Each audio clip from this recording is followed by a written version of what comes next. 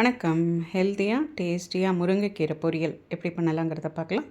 First ஒரு கடாய் அடுப்பில் வச்சு 2 டேபிள் ஸ்பூன் நல்லெண்ணெய் விட்டு 4 காஞ்ச மிளகா, அரை டீஸ்பூன் கடுகு பொரிஞ்ச அப்புறமா 1 டீஸ்பூன் உளுத்தம்பருப்பு, 2 டீஸ்பூன் பூண்டு, 2 பச்சை மிளகா, கொஞ்சம் கருவேப்பிலை, 2 வெங்காயம் இது எல்லாத்தையும் சேர்த்துட்டு வெங்காயம் லைட்டாக கோல்டன் கலர் ஆற வரைக்கும் வதக்கிக்கலாம்.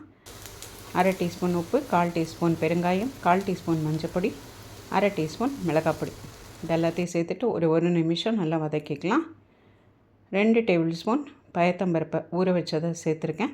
இதை ஒரு 2 நிமிஷம் வதக்கிட்டு அலசி வச்சுருக்கிற முருங்கைக்கீரை அதை இப்போ சேர்த்துட்டு நல்லா கலந்துட்டு ஒரு 8லேருந்து 9 நிமிஷம் நல்லா வேக வச்சுக்கலாம். இப்போது முருங்கைக்கீரை நல்லா வெந்தாச்சு.